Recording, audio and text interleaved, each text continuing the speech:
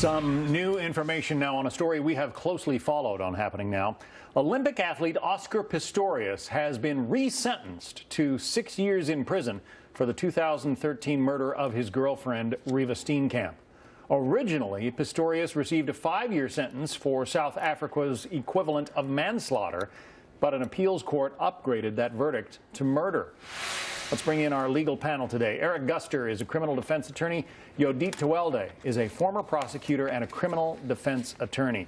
It is a very different system and sometimes difficult to understand how they do things in South Africa. But Yodit, he was convicted of essentially manslaughter back in 2014. The judge gave him a 5-year sentence. He served a year and got out. But the prosecution appealed. A higher court said, no, he should be convicted of murder. Now he goes back to the same judge. She gives him a 6-year sentence. What's going on? It's an absolute miscarriage of justice. That's exactly what's going on right now. And are we surprised that this judge, who originally convicted Pistorius of manslaughter, gave him just 6 years? It just goes to show that social and economic status will always give the few that advantage in the judicial system. But this is just a miscarriage of justice. What did this judge actually consider in her reasonings? She considered that he was remorseful. Well, of course, he's a defendant who's asking the court for mercy. She's talking about him being able to rehabilitate. Well, okay, sure, but that alone isn't enough for her to chop this minimum sentence of 15 years for murder by more than half. It is absolutely ridiculous. I don't think she considered the severity of the offense. Yeah, Eric, murder in South Africa is supposed to be punished by a minimum of 15 years. The judge gave him 6. How does she justify that? It's interesting, in the South African court system, the judge has to actually justify a sentence based upon her ruling. She has to dictate exactly why she ruled that way. And it's very interesting the way that South Africa handles these cases. She was the trial judge. She reduced the case to manslaughter, found him guilty of manslaughter, gave him 5 years, which, like you said, he got out in only 1 year, which is a joke when it comes to the severity of this crime. A young lady's dead at the hands of a domestic abuser.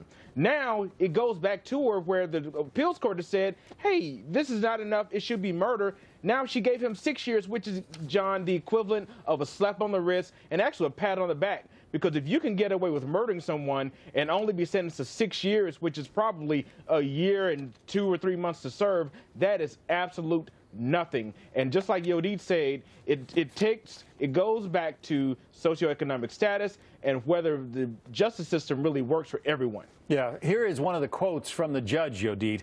It must be one of the most difficult things for any accused to have to face the victims of his crime and to apologize. Her mother has said that, you know, she has forgiven him, but that doesn't mean that he should be exonerated, allowed to walk. It's baffling to me because she's not even considering the feelings and the emotion and how difficult it's been for the victim's family. Her entire rationale for giving 6 years is solely about how hard Pistorius is going to have it, that he's an amputee. I mean, let's think about this. He's been an amputee since he was a baby, okay? He's a 4-time Paralympic champ. He has never let his disability get in the way of anything, but now all of a sudden, it's a disability. We have to reduce this sentence. Yeah. We have to make it as easy as possible for Pistorius. And it just doesn't make any sense. And I think it's a slap in the face to his family members who have had to endure all of this for years. Of course, he claimed that night he was afraid because he says that he thought an intruder had broken in and he wasn't wearing his legs and he was at a disadvantage. Whether that's true or not, I guess we'll never know. Eric, the defense team has said they will not appeal. Apparently, they're pretty happy with a 6-year sentence, given that it's supposed to be a 15-year minimum. Prosecution can appeal. If you were prosecuting this case, would you? Absolutely. The prosecution must appeal because this is a joke. This is an absolute slap on the wrist that this man has received. And similar to what was just said by Yodit, this man he's had this disability for a very long time, and that is clearly not an excuse for what happened. This was a brutal murder, which I covered this. I was up at 3 in the morning when this sentencing was occurring, so I know all the details of this. There is no excuse for this. So, of course, the prosecution must appeal it, and it's very different than our justice system where the prosecution can't appeal sentences similar to this. the prosecution must appeal this and try to get a decent sentence. Like you said, at minimum 10 years, minimum, John. This is ridiculous and really a slap in the face for all domestic violence abusers. 6 years for the domestic Olympic violence champion. victims. All right, 6 years.